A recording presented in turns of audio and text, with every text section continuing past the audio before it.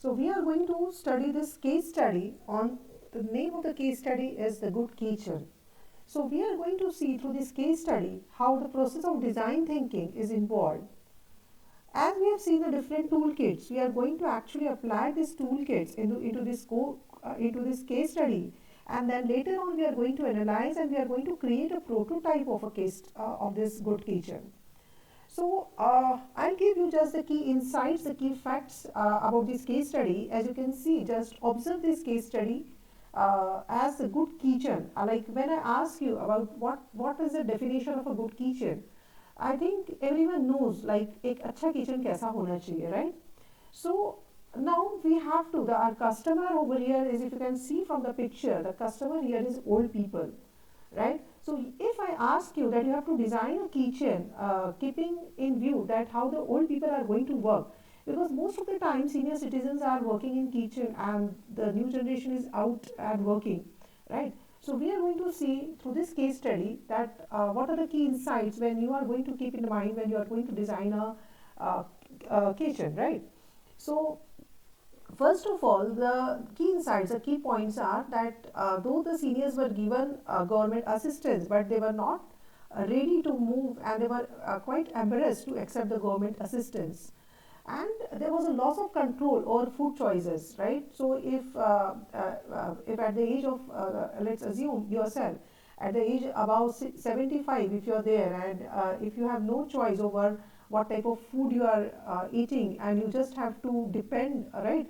So it's a very painful that when you don't have even food choice what to eat and what not to eat. So they were lonely eating alone and missed the seasonal food of their youth, right? And workers were bored and unmotivated, creating the same meals day after day.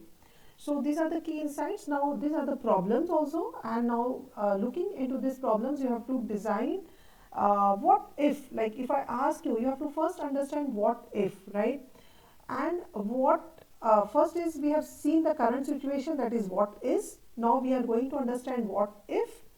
अगर ऐसा होता तो क्या हो सकता, right? And what vows and what is going to work. So what if? So let us try to use this tool of co-creation, right? Now what is co-creation? We are going to invite the key stakeholders into the design process. We are going to ask the customers actually, ठीक है, आप आपकी needs बताओ, and then when, instead of just forcing any idea into the customer, it's better to take the feedback from the key stakeholders into the design process. Let's assume that we are going to conduct a workshop where we are going to invite all the volunteers, okay, all the kitchen workers who are good in designing kitchen, who all the experts in having elderly issues, because how the elder feels and you know what you, as I said, it's a very empathetic process. In the last lecture, we have seen that design thinking is all about, you have a core belief that it is an empathetic approach in problem solving. So workshop जब हम लोग ले रहे हैं इस तरीके का, जहाँ पे हम लोग expect कर रहे हैं कि let us take a brainstorming session of volunteers, what the kitchen workers has to say, what the experts in elderly issues has to say, municipality officials को लेके आएंगे, and employees of residential care center. So they are going to give you the key insights on actually how the what if, right? So what if this public service food delivery organization were a restaurant, okay?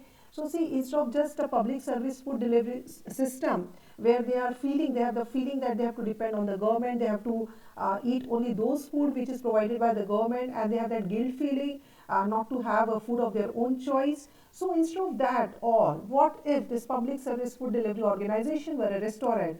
So these questions are triggering questions, like what if the kitchen turns into a restaurant? What if the cooks are converted into chefs where they are getting a professionally, say, little amount and they feel a satisfaction of doing some job, right? And what if the vehicles, instead of they become waiters, and the description of the whatever the government is providing now, it becomes a menu. So all these trigger questions help us in designing, and this is really wow. The seniors, you can see, they are very happy because they now can order their food of their own choice. They can have the menu card. They can decide what to eat instead of just having a forced menu.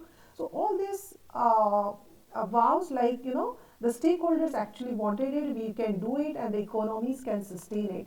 So when all these things together brings, that is all the design thinking approach to problem solving, that is what vows. So what works actually is all about design thinking. So it may be what wows, but if it doesn't work, then the process of design thinking is still incomplete. So design thinking is actually what is actually going on, and what if you have to analyze, and what wows, and then what works. And after all, this is a very important tool of design thinking, that is prototyping.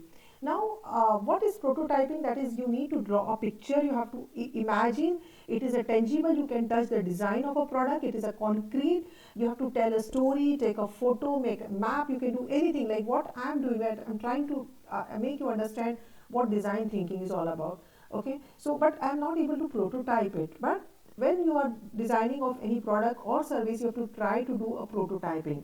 So which is a very important tool of design thinking. If you see the good kitchen, okay, so you can start assuming, you can start visualizing that how it is going to work. And this case study is very beautiful, which explain you what design thinking is all about. So how do we fix the menu? Happier seniors with better nutrition, motivated employees taking pride in work. So this all works. What if, what wows, and what works is all about design thinking. So if you have professional pride, you will also cook good food. Good food has to come from the heart, right? So this is also comes into the design thinking, because you have to very empathetic. Those chefs, those cooks who are going to prepare the food, they will be very motivated, because now they are no more cook. They have become chefs now. So they will having more professional pride. Now, if we see the steps for designing for growth, okay, so these are the various key points. These are the various key definitions that we are going to discuss, and we are going to talk a lot in our classroom.